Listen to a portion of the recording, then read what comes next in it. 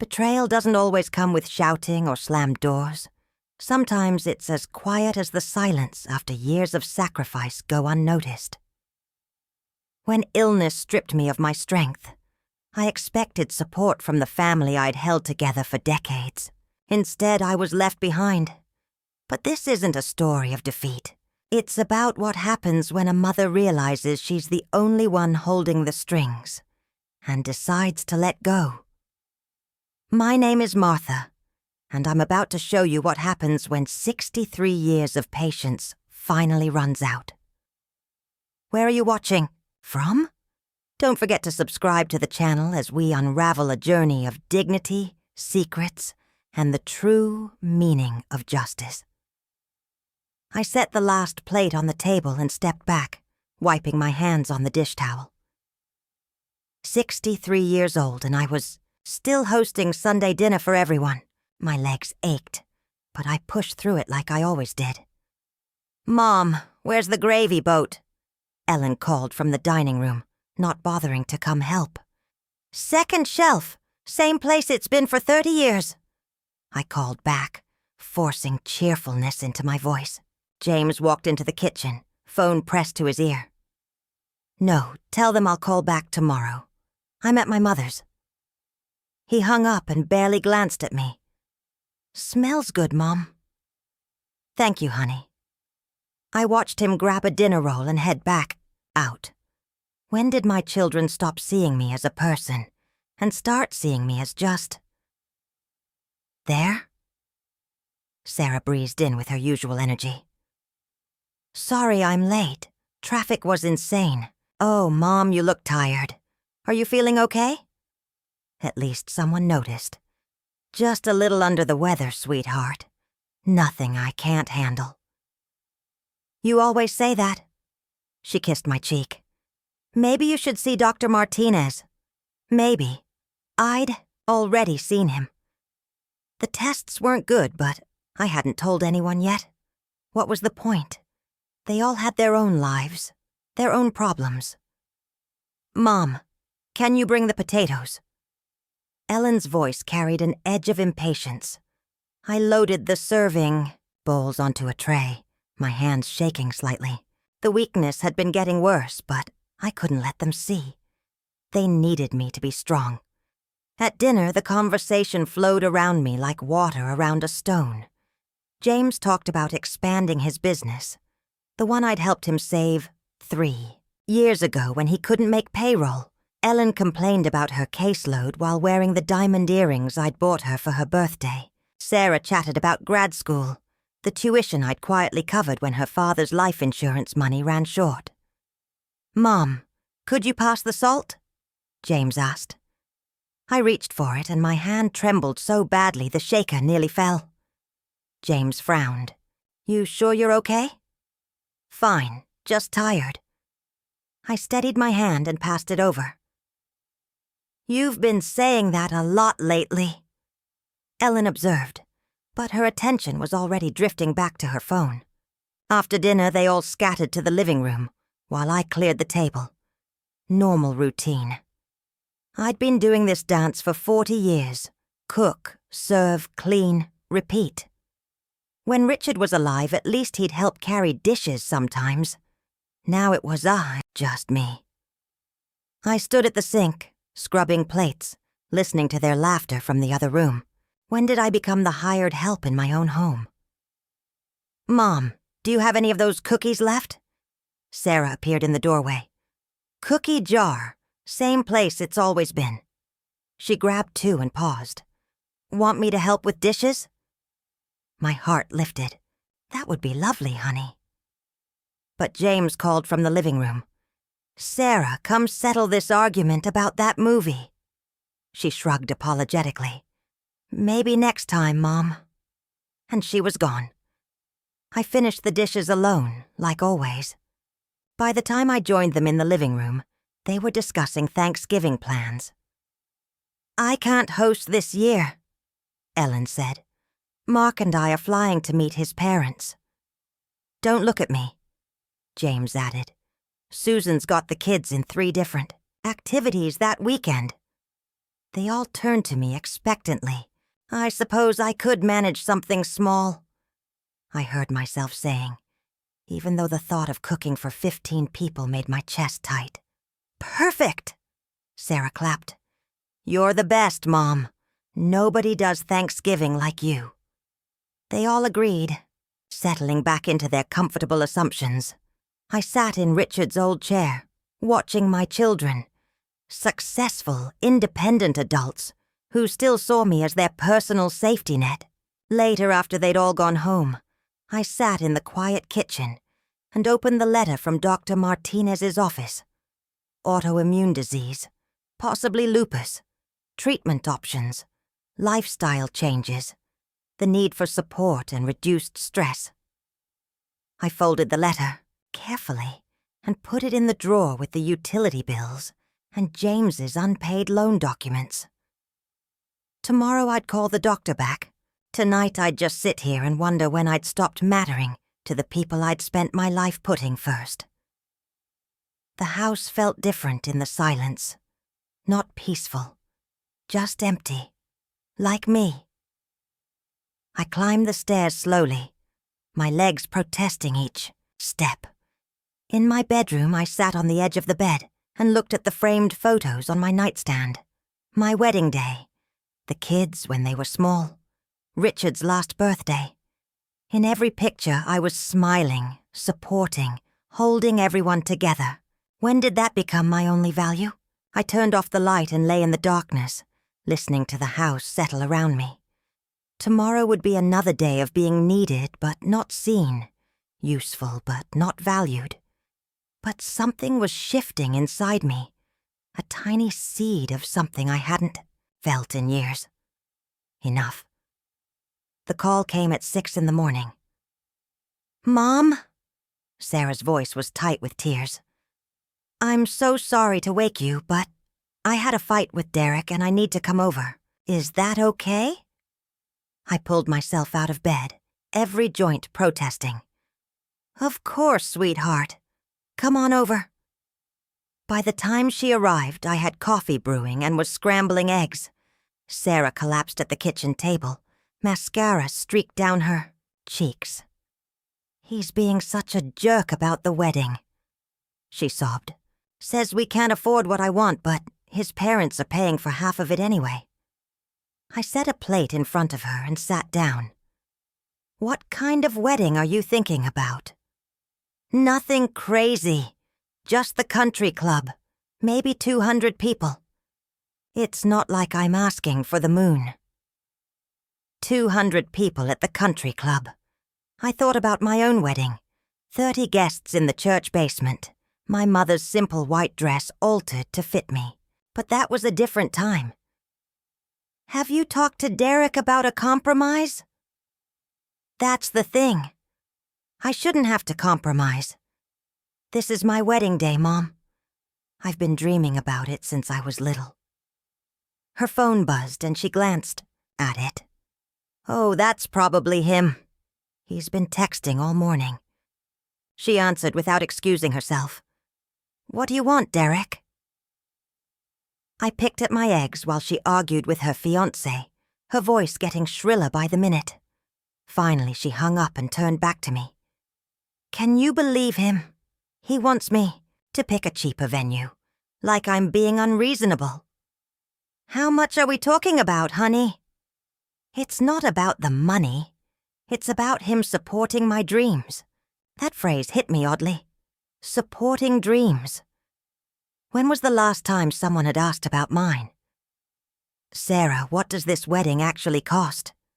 She waved her hand dismissively. 40, maybe 50,000. But like I said, his parents are helping. $50,000. More than I'd made in a year when I was starting out as a nurse. More than James still owed me from his business loan. "Mom, you're making that face." "What face?" "That face you make when you're thinking about money." "Don't worry about it. I didn't come here to talk about budgets." But I was worrying about it, because I knew what came next in this conversation. It always did. "Actually," Sarah continued, picking at her eggs. I was wondering. Derek and I were talking, and we were thinking maybe you could help us out. Just a little. I know you helped Ellen with her house down payment, and James with his business. There it was. How much help are we talking about? Maybe 10,000. I know it sounds like a lot, but it would mean everything to me. And you know I'm good for it, once I finish school and get a job. Sarah. I set down my fork. I need to tell you something. She looked up, probably expecting me to say yes like I always did. I'm sick. Her face changed. What do you mean, sick? I've been to the doctor, multiple doctors. They think it's lupus or something similar. I'm going to need treatment and I'm going to need help. Oh, Mom. She reached across the table and squeezed my hand. Why didn't you tell us? I'm telling you now. But you'll be okay, right? I mean, people live with lupus all the time. I hope so. But Sarah, I can't keep being everyone's bank account. I need to focus on my health. Her face fell. So you can't help with the wedding? I stared at her. In the span of 30 seconds, she'd gone from concern about my health to disappointment about her wedding fund. I need to be careful with my money right now. But, Mom, this is my wedding. It's a once-in-a-lifetime thing. And this is my life, my health. She sat back, arms crossed. I can't believe you're choosing now to get selfish. The word hit me like a slap. Selfish. 40 years of putting everyone else first and asking for basic consideration for my health made me selfish. I think you should go, Sarah. What? I think you should go home and think about what you just said to me. Mom, I didn't mean... Yes, you did. She gathered her purse and jacket, moving with jerky, angry motions. Fine. But don't expect me to understand why you're suddenly being like this. The door slammed behind her. I sat in my kitchen, shaking. Not from the disease this time, but from anger. Pure, clean anger that I hadn't let myself feel in decades. My phone rang. Ellen. Mom, Sarah just called me crying. She says you refused to help with her wedding and told her she was selfish? That's not exactly what happened. Look, I know you're not feeling well, but taking it out on Sarah isn't fair. She's your youngest daughter, and this wedding means everything to her. Ellen, did Sarah mention that I told her I'm sick? A pause. She said you mentioned something about going to the doctor. I have lupus. Another pause. Longer this time. Oh, Mom. Are you... I mean, how serious is it? Serious enough that I need to be careful about my finances and my stress levels. Right, of course. But, Mom, couldn't you maybe help Sarah just a little bit? I mean, 10,000 isn't that much for you, right? I closed my eyes. Even now, even with a chronic illness diagnosis, they were still trying to figure out how to get money from me. Ellen, I need to go. But, Mom... I hung up. The phone rang again immediately. James this time. I let it go to voicemail. Then Ellen again. Voicemail, Sarah, voicemail. I turned off the phone and sat in the quiet kitchen. For the first time, in years no one was asking me for anything, because no one could reach me. It felt wonderful. I walked to the window and looked out at Mrs. Carter's house next door. She was in her garden tending to her roses, 80 years old, and still taking care of herself. Maybe it was time I learned how to do the same. I went upstairs and pulled out the box of financial documents I kept in my closet. Time to see exactly what I had and what I'd been giving away. The numbers were worse than I'd thought. I spread the papers across my dining room table like evidence at a crime scene. Bank statements, loan documents, canceled checks, 40 years of financial history laid bare. Mrs. Carter knocked on my back door around noon. "Martha, I brought you some soup. You looked tired yesterday." I let her in, grateful for the interruption. "Evelyn, you're too kind." She set the container on the counter and glanced at the papers covering my table. "Spring cleaning?" "Something like that." I poured us both coffee. "Actually, I'm trying to figure out where my money's been going." She settled into a chair. "That sounds ominous." "Look at this." I handed her James's business loan papers. 3 years ago, $25,000. He was supposed to pay me back in 2 years. Evelyn studied the documents. "Has he made any payments?" $500. Once. "Martha, and this." I showed her Ellen's mortgage co-signing papers. I guaranteed her down payment loan when she couldn't get approved on her own. She's never even acknowledged it. "How much?" $15,000. Evelyn was quiet for a moment. "What else?" I pulled out a thick folder. "Sarah's college expenses. The tuition I paid when Richard's life insurance ran short. $38,000 over 4 years. Did she ask you to pay for college?" "Not directly, but she was crying about student loans, and I couldn't watch her struggle. So you just paid?" "I just paid." Evelyn leaned back in her chair. "Martha, how much are we talking about total?" I pulled out my calculator and started adding.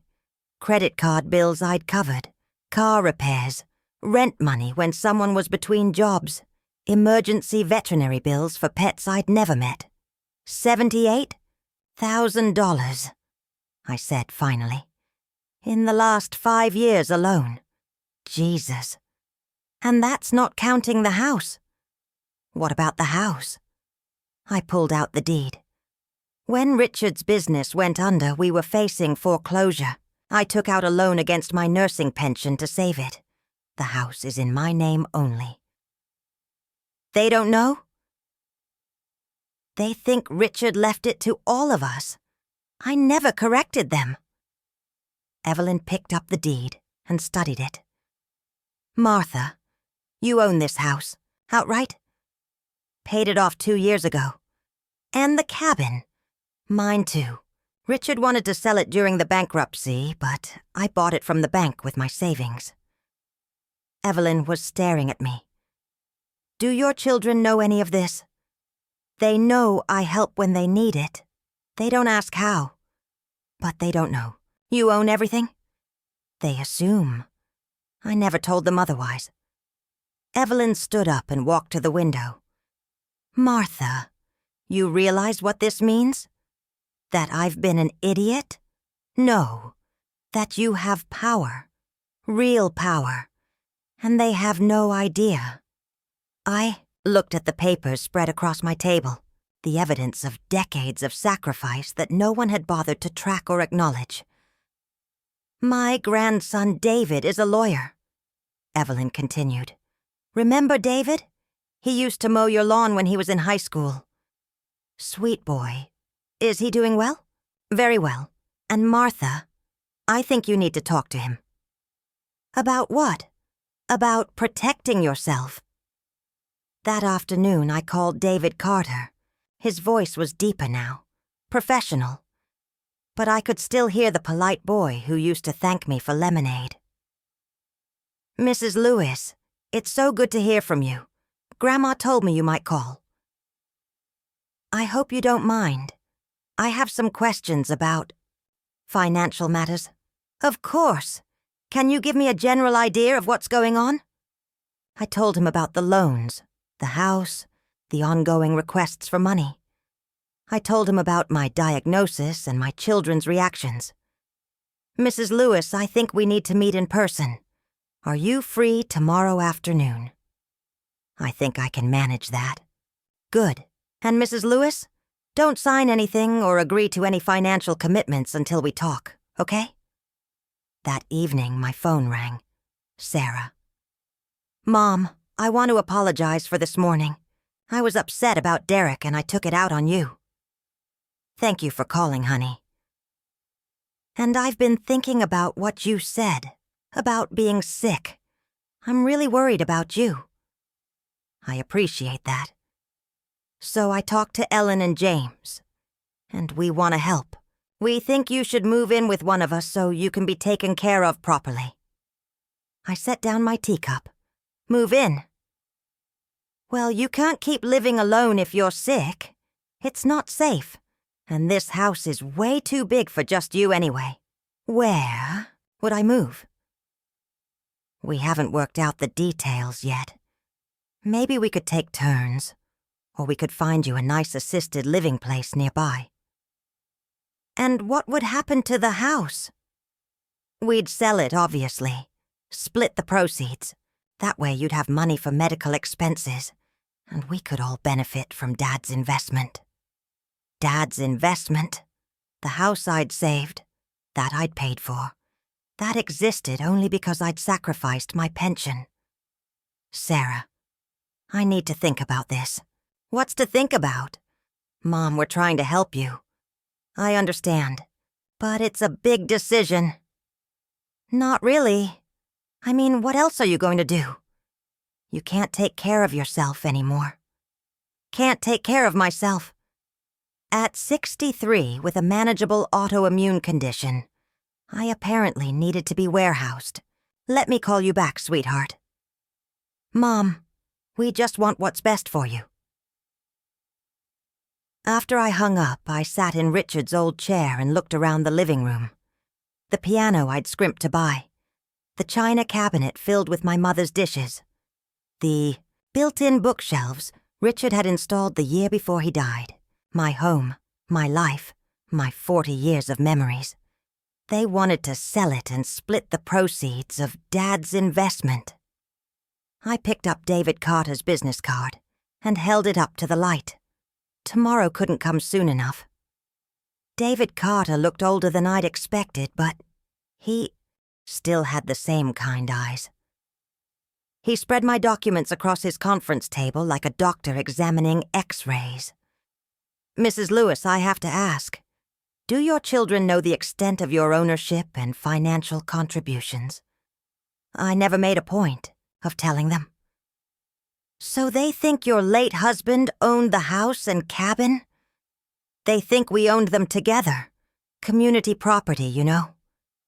David made notes on a legal pad. But the deeds are in your name only. Yes, and these loans to your children. Do they acknowledge them as loans? I shifted uncomfortably. I never pressed the issue. So they might consider them gifts? I suppose they might. David leaned back in his chair. Mrs. Lewis, you're in a much stronger position than you realize. But we need to clarify some things legally. What do you mean? First, we need to document these loans properly. Second, we need to discuss your estate planning. Third, we need to talk about protecting your assets if your healthcare costs increase. Is that necessary? Mrs. Lewis, yesterday you told me your children want you to sell your house and move into assisted living. Do you want to do that? No. Then yes, it's necessary. Over the next hour, David explained trusts, loan documentation, and power of attorney. My head was spinning, but one thing was clear. I had more control than I'd ever realized. What would you recommend? I asked finally. Document the loans. Set up a revocable trust for your major assets. Make sure your estate planning reflects your actual wishes, not what your children assume they are. How long would this take? 2 weeks, maybe 3. But, Mrs. Lewis, there's something else you should consider. What's that? Your children are going to be surprised when they find out about your financial situation. Maybe very surprised. Are you prepared for that conversation? I thought about Sarah calling me selfish, Ellen asking for wedding money even after I'd told her about my diagnosis. James ignoring his debt while expanding his business. I think it's time they learned a few things. That evening, I called James. Mom, good. I was going to call you. Sarah told me about your conversation yesterday. We need to talk about your living situation. Actually, James, I wanted to talk to you about something else. Your business loan. Silence. What about it? I need you to start making payments. Mom, we've been through this. Business is tight right now. And with the expansion... James, I need to be more careful with my finances because of my medical situation. I need that money.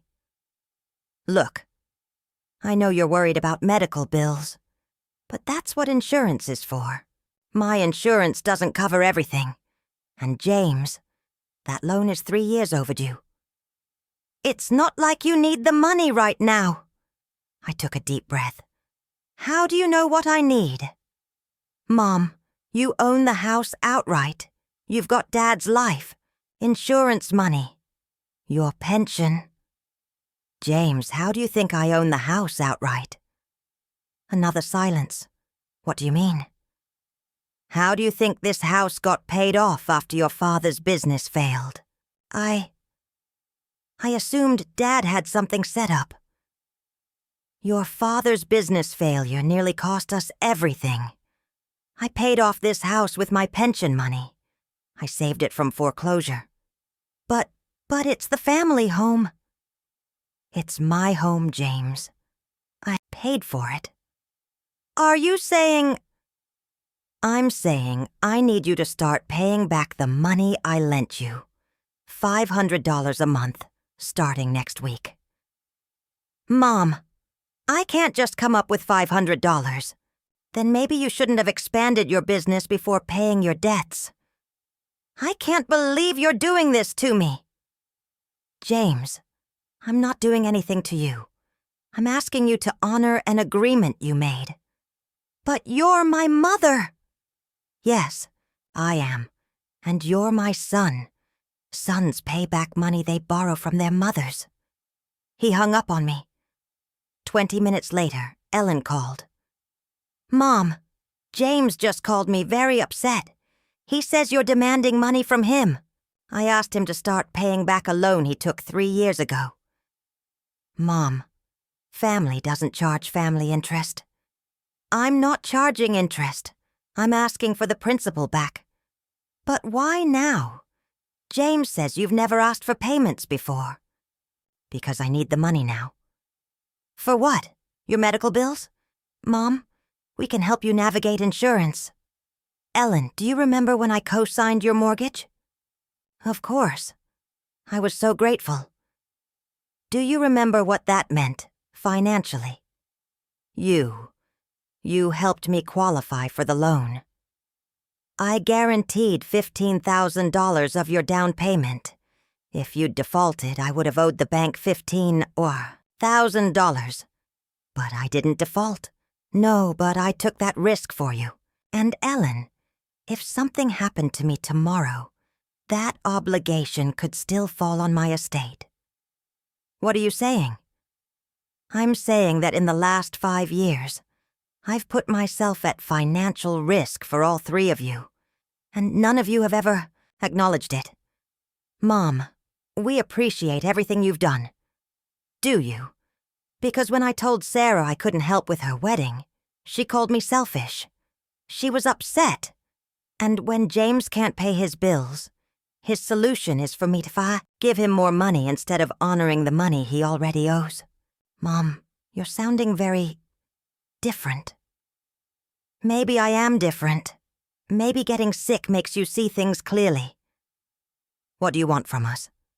For the first time in the conversation, Ellen sounded genuinely curious instead of defensive. I want to be treated like a person, not an ATM. I want acknowledgement for what I've sacrificed.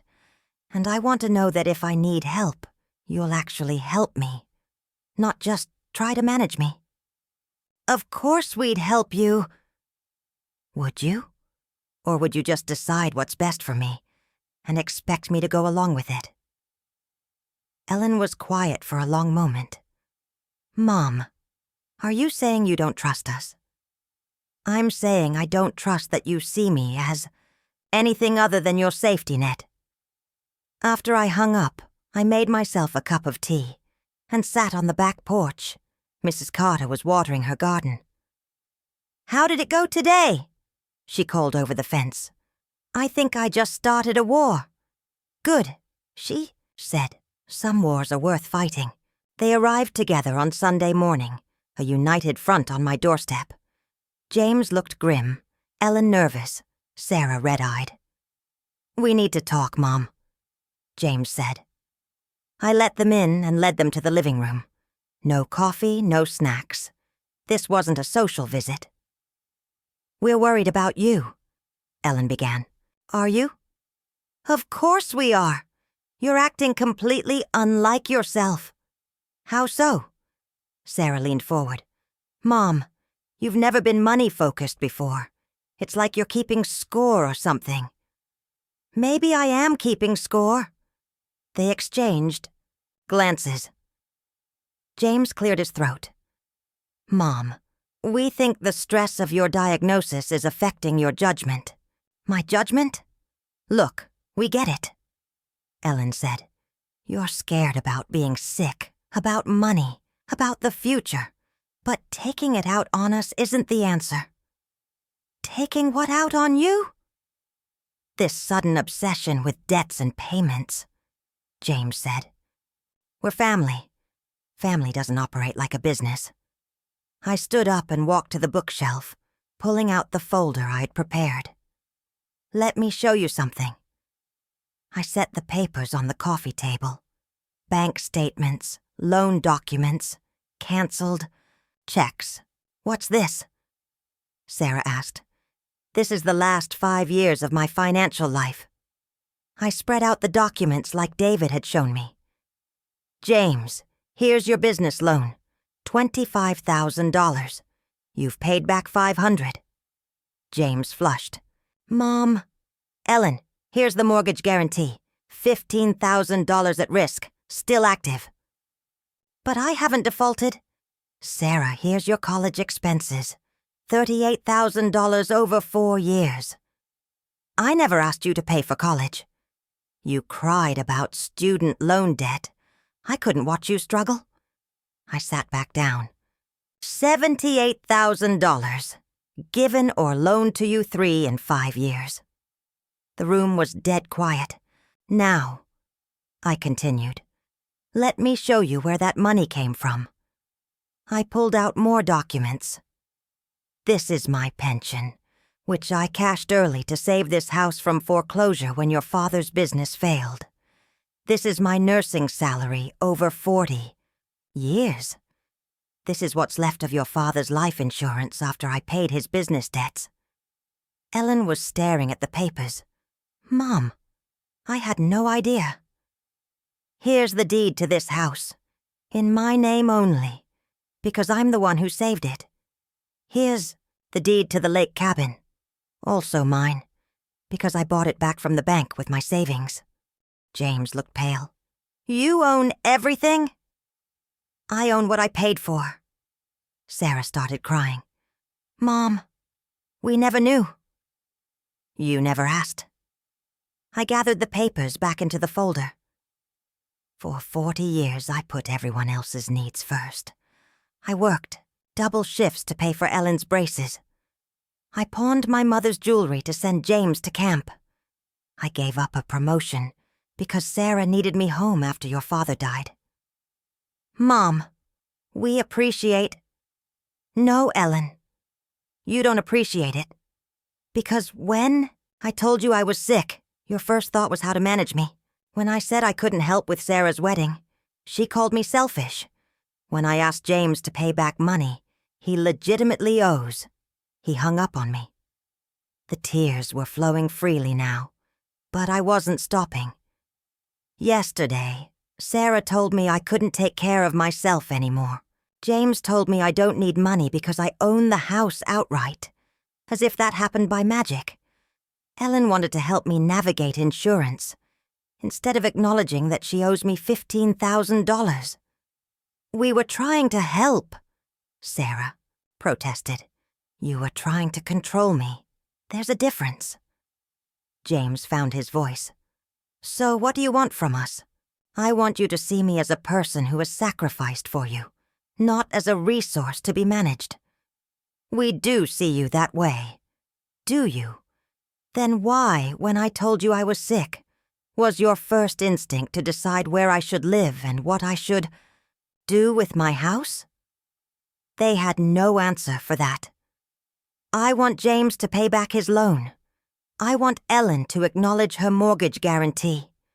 I want Sarah to understand that my money isn't infinite and that saying no doesn't make me selfish. And if we don't? James asked quietly. I met his eyes. Then you'll learn what it's like not to have me as your safety net. Ellen was shaking her head. Mom, you can't just cut us off. We're your children. And I'm your mother, but being... Your mother doesn't mean sacrificing everything I've worked for to make your lives easier. So what does this mean practically? Sarah asked through her tears.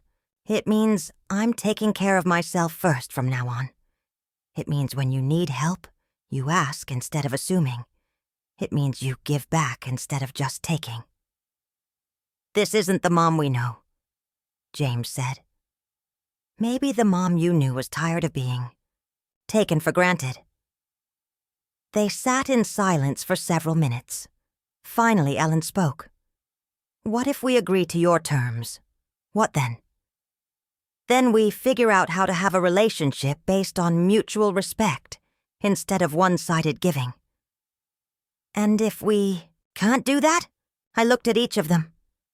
My children, adults now, but still expecting me to make everything easy for them. Then I guess we'll find out how much family really means to all of us. The silence stretched until Sarah broke it with a sob. I don't understand how we got here. We got here, I said quietly, because I enabled it. James shifted uncomfortably. What do you mean? I mean, I taught you that my job was to solve your problems. I never asked for help, never said no, never let you see what it cost me. But we would have helped if we'd known. Ellen started. Would you have? She opened her mouth, then closed it. Let me ask you something, Ellen. When was the last time you asked how I was doing? Not, are you okay, when I looked tired, but really asked about my life. Ellen looked down at her hands. James, when was the last time you invited me to dinner at your house? We've been busy with the kids. When? He couldn't answer. Sarah, when was the last time you came to visit just to spend time with me? Not because you needed something? Sarah's tears flowed harder. I'm not asking these questions to be cruel. I'm asking because I want you to understand how invisible I've become in your lives. That's not true, James protested. Isn't it? Sarah, tell me about Derek. What's he studying? What are his goals? What do you love about him? He's getting his MBA and he wants to work in finance and he's really smart about money. Okay, now tell me about my life. What do I do with my time? What are my interests? What makes me happy? Sarah stared at me blankly. Ellen, what about you? What's going on in my world? Ellen's face crumpled. I don't know. James, he shook his head. I volunteer at the hospital twice a week. I'm learning to paint watercolors. I've been reading about sustainable gardening because I want to grow more of my own food. I've been lonely since your father died, but I didn't want to burden you with that. Mom, Sarah whispered, I have hopes and dreams and fears just like you do. But somewhere along the way, you stopped seeing me as anything but Mom, the person who fixes things. We never meant to make you feel that way, Ellen said. I know you didn't, but intentions don't change impact. James leaned forward. So what do we do now? Now we tell the truth, all of it. I looked at each of them. James, is there anything else I should know about your financial situation?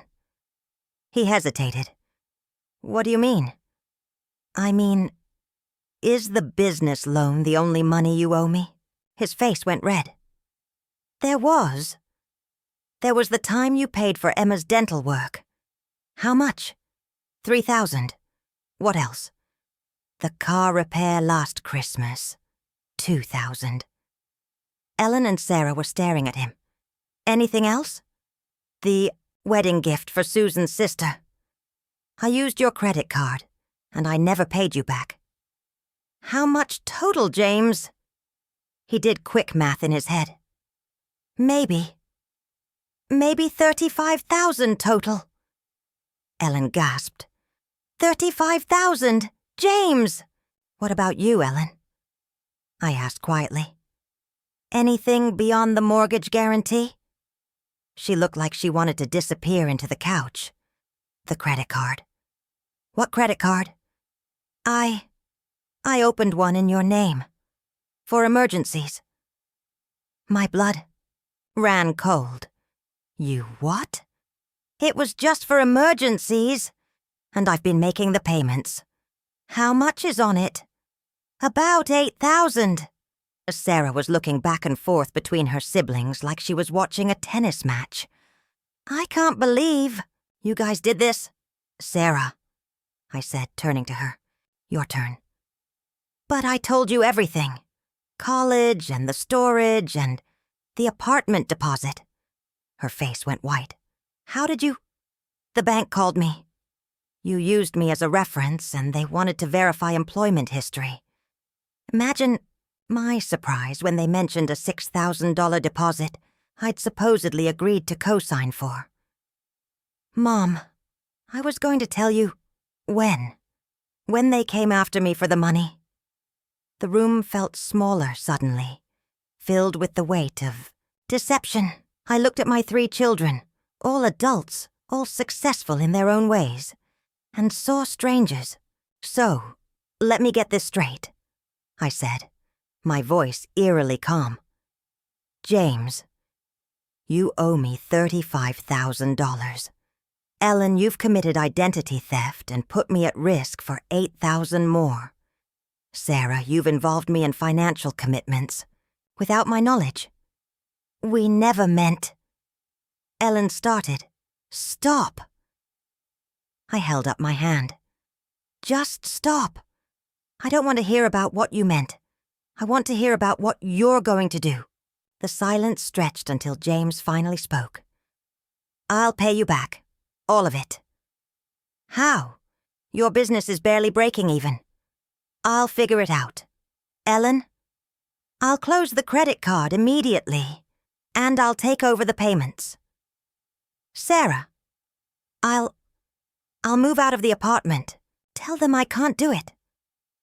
I nodded slowly. Good. That's a start. A start? James asked. These are just the financial pieces. We haven't even talked about the emotional damage. What do you mean? Sarah asked. I mean the lying, the taking advantage, the treating me like I'm too stupid to notice or too weak to fight back. Ellen was crying now. Mom, we never thought you were stupid or weak. Then what did you think? That I was just infinitely generous? That I had an endless supply of money and patience? We thought you wanted to help, James said quietly. I did want to help, but help and exploitation are different things. I stood up and walked to the window, looking out at Mrs. Carter's house. She was in her garden tending to her roses. Even at 80, she knew her worth. Your father used to say that family was everything, I said without turning around. But he also said that respect was the foundation of love. How can you love someone you don't respect? We do respect you, Sarah protested. No, you don't. You respect what I can do for you. There's a difference. I turned back to face them. For the past 6 months, I've been sick. Really sick. Some days I can barely get out of bed. Do any of you know what that's like for me? They all shook their heads. It's terrifying. Not just the physical symptoms, but the fear that I might not be able to take care of myself, that I might become dependent on people who see me as a burden. You're not a burden, Ellen said. Aren't I? When I told you I was sick, your first conversation wasn't about how to support me. It was about what to do with me. The truth of that statement settled over them like a heavy blanket.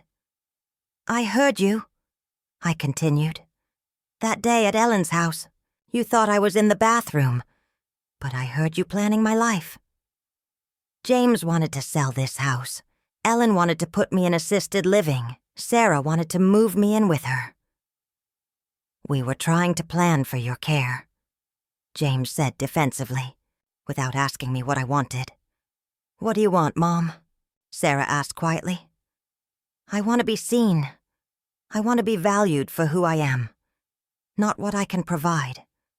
I want my sacrifices to be acknowledged, not taken for granted. And then what? Ellen asked. Then maybe we can figure out how to be a real family. After they left, promising to think about everything and do better, I sat in my empty living room and felt the full weight of what had just happened. For the first time in decades, I had told my children exactly what I thought. It should have felt liberating. Instead, I felt hollow. The knock on my door came an hour later. Mrs. Carter stood on my porch with a casserole dish and a knowing look.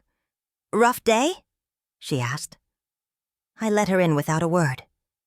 She set the casserole on my kitchen counter and turned to face me. They finally heard you, she said. How did you?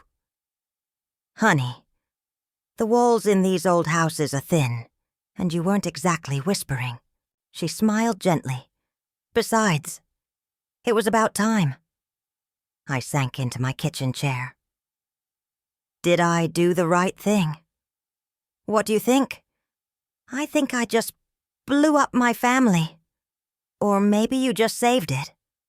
Mrs. Carter sat across from me. You know, I had a similar conversation with my kids 20 years ago. I looked up at her. You did? Oh, yes. Not about money. We never had much of that. But about respect. About being seen. She folded her hands on the table. My daughter wanted to put me in a home after her father died. Said I couldn't manage on my own. Never mind that I'd been managing fine for 80 years. What did you do? I told her that if she thought I was incompetent, she could prove it in court. Otherwise, she could treat me like the adult I was. And? It was hard for a while. She was angry, hurt, said I was being stubborn and difficult. Mrs. Carter smiled. But eventually, she realized I wasn't asking for much. Just basic respect. How long did it take? About 6 months. But Martha, the relationship we have now is so much better than what we had before, because now it's honest. I felt some of the tension leave my shoulders. I'm scared they'll walk away. They might, for a while. But if they're worth having in your life, they'll come back. And if they don't, then you'll know where you stand, and you'll be free to build relationships with people who do value you. As if on cue, there was another knock at the door. Mrs. Carter smiled. That'll be David. Her grandson stood on my porch with a briefcase and a concerned expression. Grandma called. She said you might need some legal advice. I looked back at Mrs. Carter, who was busying herself with the casserole. I didn't ask her to. No, but I did, she said firmly. Martha, you need someone in your corner who understands the law. David's been handling elder law for 10 years. David was taller than I remembered, with kind eyes behind wire-rimmed glasses. Mrs. Lewis, I want you to know that anything we discuss is completely confidential. I'm not here to judge your family or push any particular course of action. I'm just here to make sure you understand your options. We sat in my living room, the same room where I'd confronted my children hours earlier, and David asked gentle questions about my financial situation, my health, and my concerns for the future. First thing, he said after I'd explained everything, you need to secure your credit. If Ellen opened a card in your name, there may be others you don't know about. My stomach dropped. Others?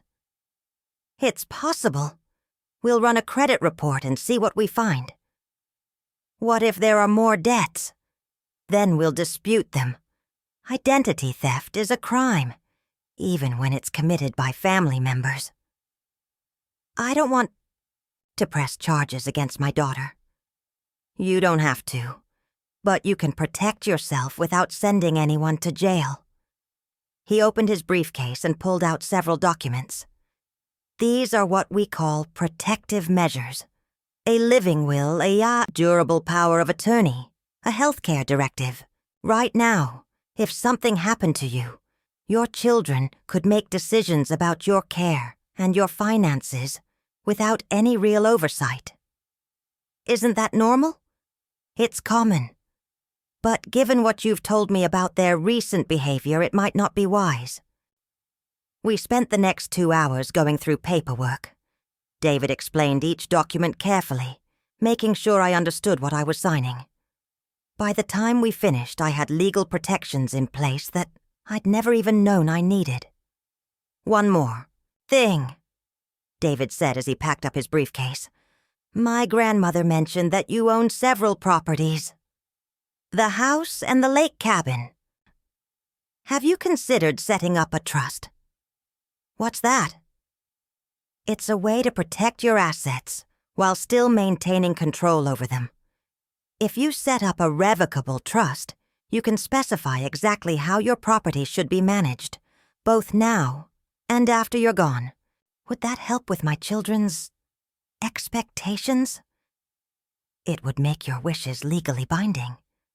No one could sell your house or cabin without following the terms you set.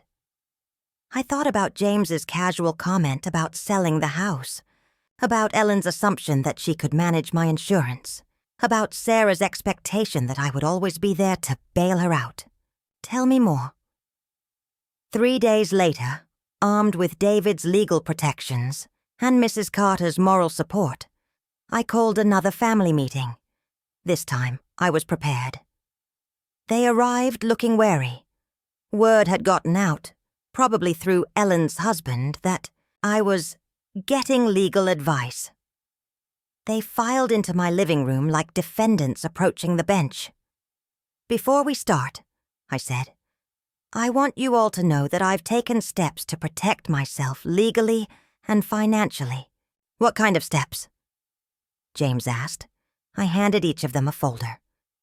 These are copies of documents I've filed with my attorney.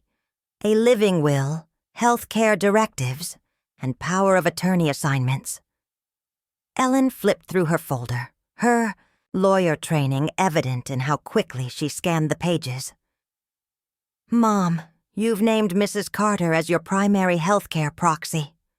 That's right, but we're your children. You're also the people who were planning to override my wishes before you even knew what they were. James was reading more slowly. What's this trust document? I've placed the house and the cabin in a revocable trust. It protects the properties and ensures my wishes are followed. Protects them from what? Sarah asked. From being sold? Or mortgaged without my explicit consent? The room went very quiet. Furthermore, I continued, I've run a credit check, Ellen. There were 3 credit cards opened in my name. Not one. The total debt is over $15,000. Ellen's face went white. Mom, I can explain. No explanations. I've disputed the charges and frozen my credit. The cards are closed. But you need to find another way to manage your finances. One that doesn't involve stealing from your mother. Ellen started crying, but I pressed on. James, I've also discovered that you've been using my information to secure business credit. There's a line of credit for $12,000 that I never authorized. That's not technically illegal, he said weakly. It's fraud, and it stops now. I pulled out one more document. This is a cease and desist letter. If any of you use my name, credit, or information for financial purposes without my written consent, I will pursue legal action. You're threatening to sue us? Sarah asked. I'm protecting myself. There's a difference. James stood up. This is insane. We're your family. Then act like it. We have been. No, James. You've been acting like entitled children who think I owe you something. But my debt to you was paid the day you turned 18. So what? You're cutting us off? Ellen asked through her tears. I'm setting boundaries. For the first time in your adult lives. I walked to the mantelpiece and picked up a photograph of the 4 of us from last Christmas. We all looked happy. I wondered how much of that happiness had been built on my silent sacrifices. Here's what's going to happen, I said, turning back to face them. James, you have 6 months to pay back the $35,000 you owe me. We'll set up a payment plan. I can't pay that back in 6 months. Then you'll liquidate assets, sell your boat, downsize your house, figure it out. And if I don't, then I'll place a lien against your business. His mouth fell open. You can't be serious. I'm dead serious. Ellen, you have 3 months to pay off the credit card debt you created in my name. 3 months? That's impossible. You're a lawyer. You make good money. Cut up your other credit cards and live within your means. What about Sarah? James asked. Sarah is going to move back home. All 3 of them stared at me. What? Sarah whispered. You heard me. You're going to move back into your old room, help with household expenses, and learn what it actually costs to live. But Derek can visit, but you're not ready to live independently if you need me to co-sign your apartment. This is punishment, Ellen said. No, this is consequences. Punishment would be cutting you off completely. Maybe that would be better, James muttered. Would it? Let's see. Without me, James, your business fails because you can't get credit. Ellen, you default on your mortgage because you can't manage your spending. Sarah, you drop out of school because you can't afford rent and tuition. They sat in stunned silence.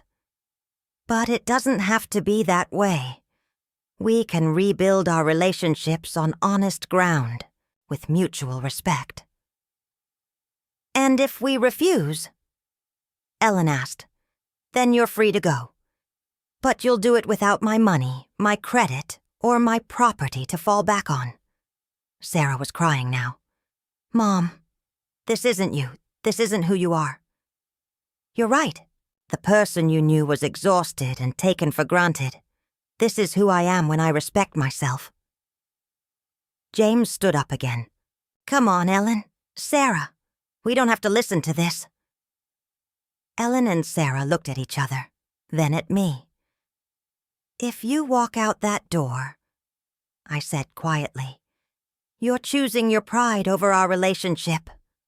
No, James said, pointing at me. You're the one making us choose.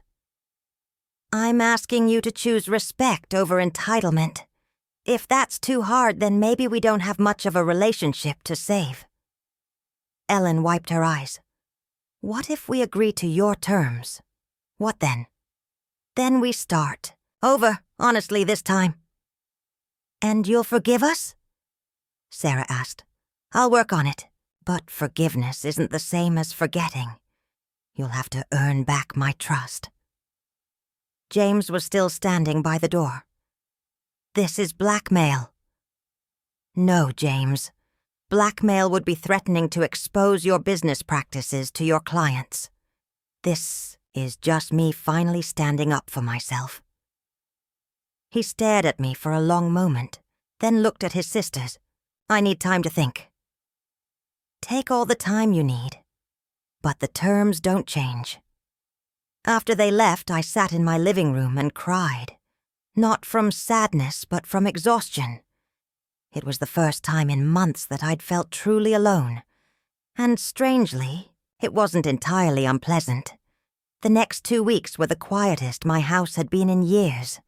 No unexpected visits, no phone calls asking for favors, no grandchildren running through the rooms. Just me, my thoughts, and the gradual realization that I had been living for other people for so long that I'd forgotten what it felt like to live for myself. Mrs. Carter checked on me daily, never pushing for details but always available to listen.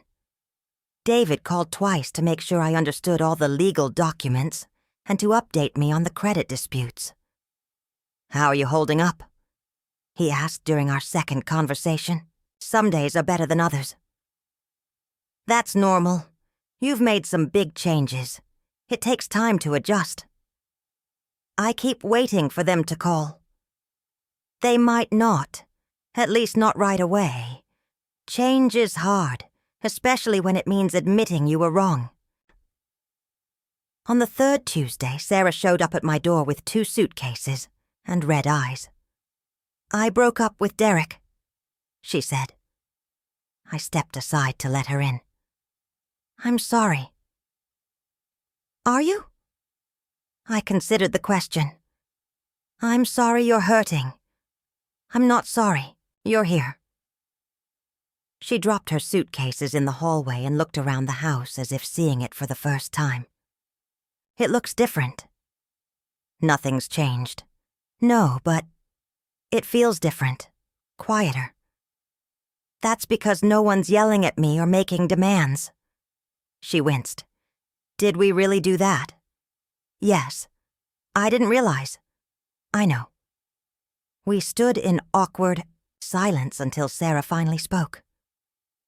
Where do you want me to put my stuff? Your old room is still empty. As she carried her suitcases upstairs, I felt a mixture of relief and apprehension. Having Sarah back in the house was a start, but it was also a test. Could we live together as adults? Could she contribute instead of just consuming? The answer came that evening when she appeared in the kitchen as I was making dinner. Can I help? I handed her a knife and pointed to the vegetables. You can chop. We worked in comfortable silence until she spoke again. Mom, I need to apologize. For what specifically? For taking you for granted, for treating you like an ATM, for not seeing how much you were sacrificing. I kept stirring the pot on the stove. What changed your mind? Derek, actually. When I told him I had to move back home, he said maybe it was time I learned to stand on my own feet. She paused. It wasn't meant as a compliment. But you took it as one. I took it as a wake-up call. I'm 25 years old and I've never paid my own rent, bought my own groceries, or managed my own budget. That's pathetic. It's learned behavior. I enabled it. That doesn't make it right. We sat down to eat, the first meal we'd shared, alone in years. What's your plan? I asked. I want to finish school, but I also want to contribute here. I can pay rent, help with utilities, cook some meals. What about after graduation? I don't know yet, but I want to figure it out without depending on you to bail me out. It was a small start, but it was honest. Ellen called the next day. I heard Sarah moved back in. She did. How's that going? Better than expected. There was a long pause. Mom, I want to talk. Can I come over? Of course. She arrived that evening with a stack of papers and a check. This is everything, she said, spreading the documents on my kitchen table. All the credit cards I opened in your name, all the balances, all the payment histories. And this, she held up the check, is the first payment toward what I owe you. I looked at the check. $2,000. This is more than we agreed on. I liquidated my jewelry. Some of it was grandmother's pieces that you gave me. It seemed fitting. Ellen, let me finish. I also want to apologize, not just for the money, but for treating you like you were incompetent, for making decisions about your life without including you. What changed your mind? Mark, actually. He said I was treating you the way I'd hate to be treated by my own children someday. She looked down at her hands. He also said that if I couldn't respect my own mother, what did that say about my character? He sounds like a good man. He is. And he wants to meet you properly, not as someone to manage or work around, but as someone important to me. I'd like that. She stayed for 2 hours and we talked more honestly than we had in years. About her job stress, her relationship fears, her guilt about taking advantage of me. When she left, she hugged me, really hugged me, for the first time in months. James took longer. A month passed before he called, and when he did, his voice was strained. I've been thinking about what you said. And I hate that you're right. About what, specifically? About all of it. About me taking advantage. About treating you like a bank instead of my mother. What are you going to do about it? Oh, I'm selling the boat, and I'm putting the house on the market. I was surprised. James, I never asked you to sell your house. No, but you were right about living within my means. The mortgage is too big, and I've been using your money to make up the difference instead of facing reality. Where will you live? There's a smaller place across town. It's not as fancy, but it's what I can actually afford. We talked for an hour about his business, his children, his marriage. For the first time, he asked about my health, my interests, my plans for the future. Mom, he said before hanging up, I'm sorry. Really sorry. Not just about the money, but about not seeing you. I'm sorry too, James, for enabling it for so long. Can we start over? We can try. 1 year later, I was sitting in my garden, the one I'd learned to cultivate after reading all those books about sustainable growing, when Sarah came out with 2 cups of coffee. The bank called, she said, settling into the chair beside me. My student loan application was approved. You don't sound happy about it. I am, it's just... It feels weird taking responsibility for my own debt. But good weird. Yeah, good weird. She'd been living with me for 8 months now, and the arrangement had surprised us both. She paid rent, cooked dinner twice a week, and helped with the heavier chores. In return, she was learning to manage money, cook from scratch, and plan for her future. Her grades had actually improved. Any word from Derek? I asked. He texted last week. Wanted to know if I was done playing house yet. What did you tell him? I told him I wasn't playing anything. I was learning to be an adult. Ellen's car pulled into the driveway, and she got out with Mark and a bouquet of flowers from their garden. How's our favorite mother-in-law to be? Mark called out. I still wasn't used to how different Ellen was now. The credit card debt was paid off, and she'd started seeing a financial counselor to understand her spending patterns. More importantly, she'd stopped trying to manage my life and started actually participating in it. "We brought lunch," Ellen said, kissing my cheek. "And Mark wants to show you his research on companion planting." Mark was a botanist, something I'd learned when Ellen finally introduced us properly. He'd been fascinated by my garden project and had become an unexpected source of advice and friendship. James arrived with his family just as we were setting up lunch on the patio. His new house was smaller but cheerful, and he seemed less stressed than he'd been in years. He'd paid back $18,000 of the money he owed me and was on track to clear the rest within 6 months. "How's business?" Sarah asked him. "Good. Different, but good. I'm not trying to grow so fast anymore. Turns out sustainable growth actually works better than desperate expansion." His daughter Emma ran over to hug me. "Grandma Martha, can you teach me to paint today?" "After lunch," I promised, watching my grandchildren play in the garden I'd created, listening to my adult children have actual conversations instead of just asking for favors. I felt something I hadn't experienced in years: contentment. "You look happy," Mrs. Carter observed. She'd joined us for lunch, as had David, who'd become more like a surrogate son than a lawyer. "I am happy." "Any regrets about the big confrontation?" I considered the question. "I regret that it took so long. I regret that I let myself become invisible for so many years. But not about standing up for yourself? Never." Later that evening, after everyone had gone home and Sarah was upstairs studying, I sat in my living room with a cup of tea and thought about the past year. It hadn't been easy.